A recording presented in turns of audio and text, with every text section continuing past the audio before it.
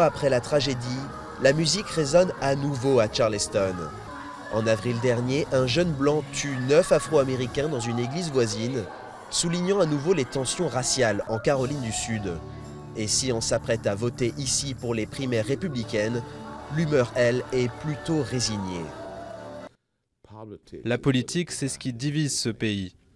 Et les politiciens, ce sont une poignée de personnes fortunées, démocrates et républicains, qui n'ont aucune notion de la réalité de la vie quotidienne des Noirs et des Blancs. Samedi, la Caroline du Sud vote pour les 6 républicains candidats à la présidence. Cette semaine, tous ont sillonné un État encore très divisé, notamment sur son héritage historique controversé. Ancien État sécessionniste, la Caroline du Sud flottait encore jusqu'à récemment le drapeau confédéré devant son Capitole.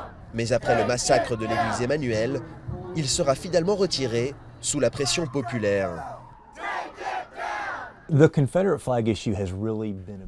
drapeau confédéré, ça a représenté un tournant crucial, car une majorité de gens avaient des opinions très tranchées sur cet héritage historique.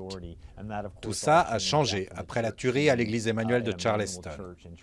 Il y a eu une sorte de consensus pour retirer le drapeau et le mettre dans un musée.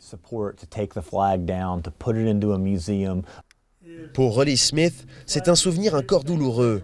Membre des Fils des vétérans de la Confédération, il tente de préserver l'héritage controversé de ses ancêtres.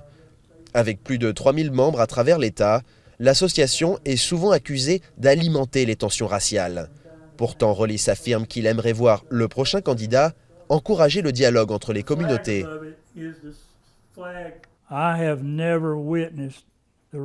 Je n'ai jamais vu autant de tensions raciales qu'en ce moment. J'aimerais qu'un des candidats essaye d'écouter un peu plus chaque citoyen et qu'il favorise la communication pour qu'on puisse échanger l'un avec l'autre, face à face. Autodétermination, famille, héritage historique, des valeurs chères au Sud, que tentent d'incarner les candidats à la veille des primaires. Mais devant la défiance des électeurs et les tensions persistantes, le chemin de la réconciliation reste encore long à parcourir.